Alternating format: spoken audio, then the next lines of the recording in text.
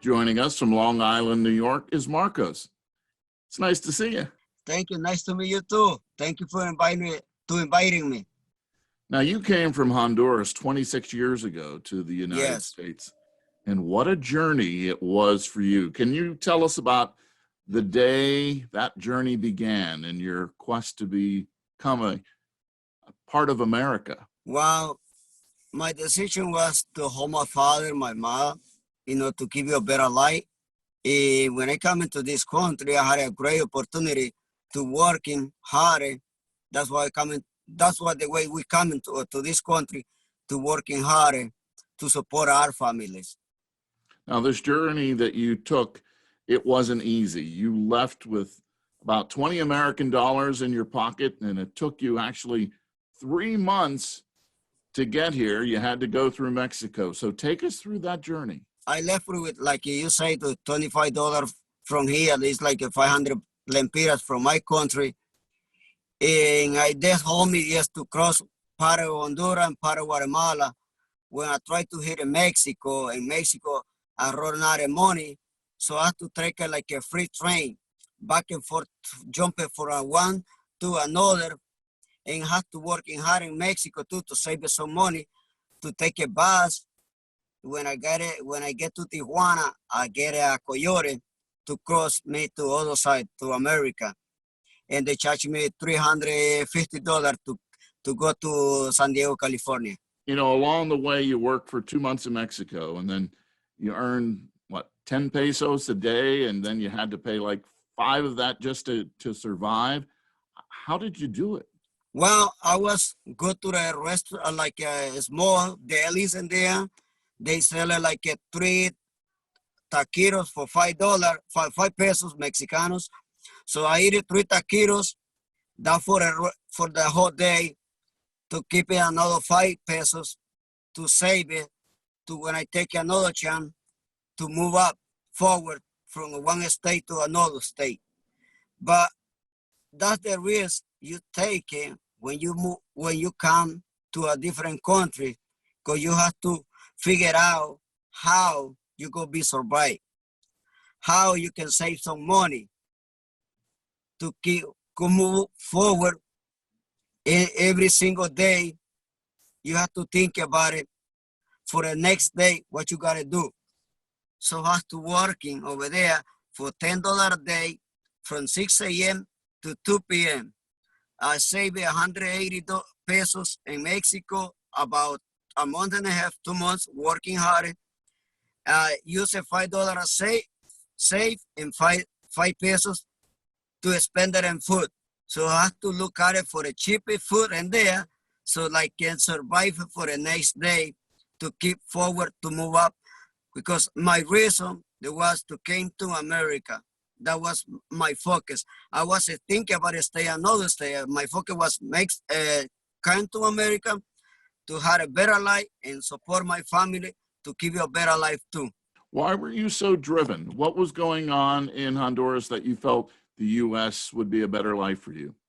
Well, because in Honduras, you're working hard for $100 for a day, 100 lempiras. But with 100 lempiras, you only buy 1 plate of food and 1 drink, and 100 pesos gone, because everything is expensive in there. So you cannot live with 100 pesos in my country if you had a family or you had a wife and kids. You have to work in 2 shifts to support and to give you a little food to our families. I would imagine you remember the actual day when you came to America. Can you describe it for us? Yeah, when I came over here, I hit San Diego, California. Then a friend of mine dropped me off to Los Angeles, California. But I wasn't know nobody, so I wasn't even thinking about it, where I gotta go eat, where I gotta go sleep. So in my mind, I just saying, maybe I gotta sleep in the street. Well, usually when I came to New York, I was sleeping in the street without eating, because I wasn't having no family over here too. But that's the risk that you take it when you move up from one country to another one, when you don't know no one. You got used to sleeping on the floor, didn't you? Because you I did was everything sleeping you on the could to get floor. here. Yeah, I was sleeping on the floor. I was sleeping in the cars. They was put in the bushes. And sometimes I had to go waiting for people in the nighttime. Everybody go to sleep so I can grab some apple from the tree by the Catholic Church in Farmingdale. Now, you're a delivery truck driver now, but what did you do when you first came from Honduras to the U.S.? Well, when I came into this country, I was working in Manhattan, Queens, Manhattan. I was doing delivery for laundry. They was paid really, really cheap. There was $23.25 an hour. I was making $180 a week. And from there, I had to pay train. I had to pay my food, send the money to my country. So I keep it only like $20 in my pocket all the time for survive. It's hard to survive on that. You actually had to do some dumpster diving to find clothes. That had to be difficult. How about your self-esteem at that point? You know, it's hard when you have to live like that. Well, that's another thing. I was waiting for nobody was around in the bucket to jump inside the bucket to look at it for a good clothes to put it on. Because when you come into this country and you don't have no one, so you have to look at it for survive yourself. Because when you move up, when you come into your country, that's what you have in your mind. You have to survive and working hard when you have the chance to support. You know, we hear people who say immigrants take the jobs of Americans. You drive a truck, and so what do you say to those people after all the hard work that you've put in, to those who say that you're taking jobs away from people here? Well, the thing is, let me tell you something, that's the way I see it, because sometimes American people, they don't want to working hard. Not everyone, but few people, they only looking for an easy job. So we came to this country to do hard working, because that's the way we raise it up in our country, working hard. So usually in our country, we working like when I was in my country, I was working from 6 a.m. to 11 a.m. Then from 2 p.m. to 6 p.m. we working double shift in our countries. So over here, I working like 12 hours, 16 hours before. Now I do like 8 hours, you know, because little by little, God going to give you a chance to look better, to work better, and they find another job. But it's not easy. It takes a while to get another step.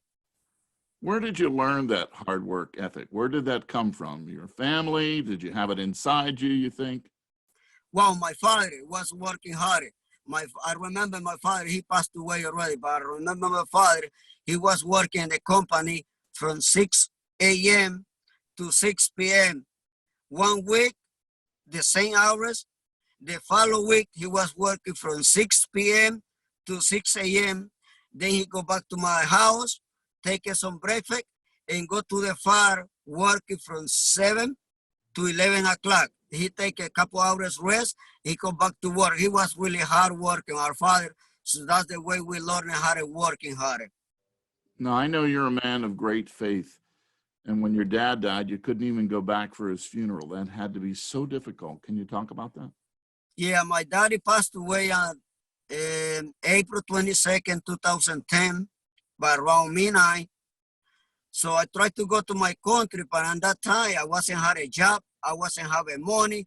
Even I wasn't having a place to live for some reason. In my church, they are a service God. They told me, the pastor told me if I want to go to my country, they pay me my flight and everything. But the thing is, I wasn't having a permit for immigration to go back to my country and come back. So for me, that was hard to, to go to my country. After 70 years, without seeing my father, when he passed away, God, he gave me a chance to go back for my first time to Honduras in 2011 to see my beautiful mom. So I would imagine, because you mentioned how hard it was for you, what are your thoughts on actually following the laws of this country, the U.S.? Well, right now, let me tell you something. It's a great, great country. And God bless God because He gave me a chance to be here, to working. He gave me the opportunity to work. And I have my paper right now, so I can go back to my country and come back. So I always say God bless America because that's the country that give me a chance to get a better person. What do you say to Dad now? You know he's gone, but if you had the chance, I imagine he would be pretty proud of you right now. What would you talk about? Well, I always say that if you do the right thing in this country, God open the door for you. And they give you a better, good work, get a good managers like my boss John. He was a really nice guy. I know him for a while.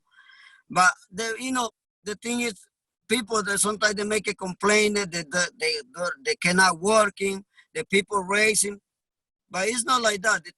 We made the people bad or good people because we have to take a decision. The way you treat me, that's the way I am going to treat you. But some people they want to treat you the bad way, but they want respect. How difficult is it to go years without seeing your family? How did you establish that connection? How did you keep the love going? Well, we keep in touch by phone. We call them. My mom called me. I call them like 3 times a week. My niece writing me every day too to say goodnight, uncle. So we had a nice conversation. But the really hard part was when my daddy passed away because I couldn't see him after I left from my country. So to me, my father never died because I don't see they put in the ground. And the people die when you take it out from your heart. That's the people die when you take it out from your heart. But if you keep in your heart, he's still alive for you. Marcos came from Honduras 26 years ago. What does the word immigrant mean to Marcos? This nation is made for immigrants. They came from different countries. That's what happened. They call this a great country because we here immigrant for every part in the world. The famous line in the Broadway musical Hamilton is, "Immigrants, we get the job done." Hardworking people. You have to be pretty proud of where you started and where you've come to now. We're working because the only one thing, if you give me a job, you expect me to do the right thing, to keep me to working for you. But you're not going to hire lazy people working for you because you're only going to lose your money. If you'd have stayed in Honduras, what do you think you'd be doing right now? How different Well, would if your you life be in my country, I still welding because that's my professional work in my country, welding and working in the farm, like do corn, beans. That's the make a plantain, banana. That's the way I used to be in my country. If one day I come back, I'm gonna do the same because that's the way I like it. And I like it working hard to keep it money, to make money in hard food in my table. It sounds like you believe in America. Oh, without a doubt. Tell me why. Because over here, for example, I make $100 today. If I send it to my mother today, in my country, they make it almost 2,500 pesos. So over here, that's more easy to support our family. In our country, you cannot give you a lot to your mom or your father or your wife or your kids because you cannot make money. But from here, that's more easy to support people out there. What job, if you could have any job, what would it be in the U.S.? I like a drive. That's my favorite, drive. I drive in many countries. I drive over here a lot of states because I love drive. And when I found my job for make delivery, I said, this is my job because I enjoy. When you do something because you do it because you enjoy what you're doing. If you don't like something, why you gotta go work? I know what you mean. I love my job, so I know exactly what you're talking about. Exactly. I enjoy, and now I'm more happy because I make more hours, less hours, and I make more money than before. Marcos, it's been great sitting down and chatting with you. The best of luck with your career, and it's been quite a journey, but a journey well taken. Thanks so much. Thank you very much, and God bless you.